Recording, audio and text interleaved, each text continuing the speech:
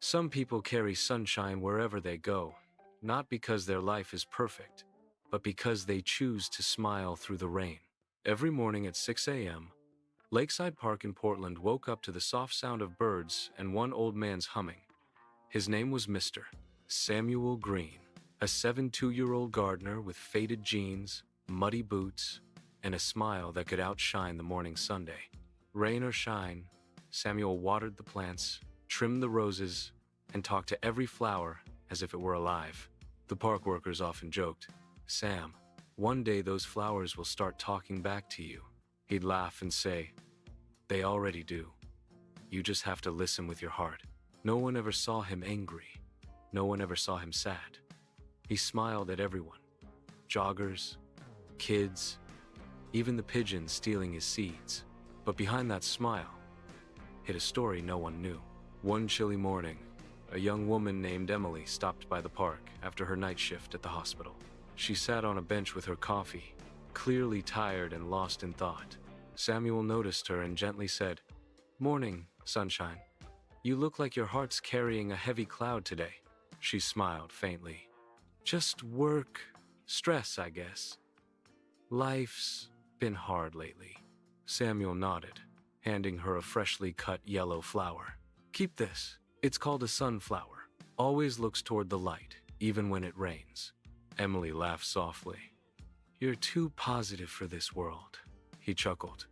"Maybe, but it's the only way I know how to survive it." They talked for a while. She told him she'd recently lost her father, was drowning in bills, and felt she had no control over her life. Samuel listened quietly, then said something she'd never forget. "We can't choose what life plants in our garden, but we can choose what we water." Over the next few weeks, Emily visited the park often. She'd sit with Samuel during her coffee breaks, learning small lessons from his quiet wisdom.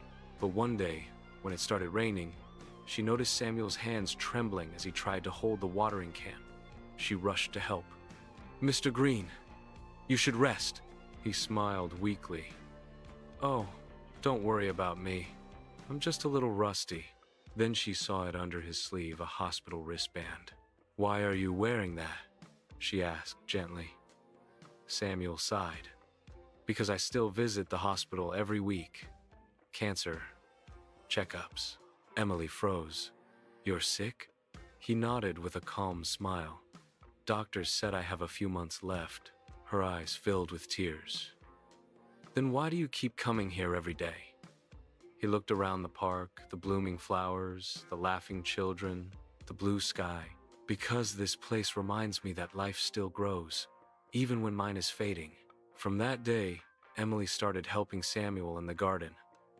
She watered plants, trimmed hedges, and listened to his stories about life, love, and loss.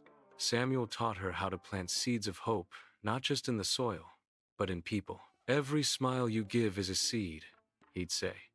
"Some bloom fast, some take years, but they all grow somewhere." As the months passed, Samuel grew weaker, but his smile never faded. On his last day at the park, he handed Emily a small envelope. "Open it when I'm gone," he said with a soft grin. "And remember, smile, even when it hurts." A week later, Samuel passed away peacefully.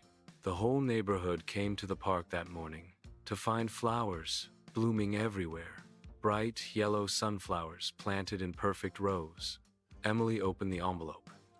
Inside was a letter that read, "Dear Emily, I spent most of my life waiting for things to get better until I realized happiness isn't something we wait for. It's something we plant every day. If you're reading this, promise me you'll keep this garden alive and, more importantly, keep your own heart blooming too. Remember, a smile doesn't mean life is perfect. It means you've decided to see the good despite the pain. Keep smiling. Samuel Green." Tears streamed down Emily's face as she looked around the park. Children played near the flowers. A couple walked hand in hand. And for the first time in months, Emily smiled. Truly smiled. Ending narration for voiceover. He may have left the world, but his garden still blooms. A living reminder that positivity isn't about ignoring pain. It's about choosing light. no matter how dark it gets. P. Positivity is not pretending everything is fine, it's believing you'll be fine, even when everything isn't. Keep planting kindness, gratitude, and hope, and one day, your garden will bloom in ways you never imagined.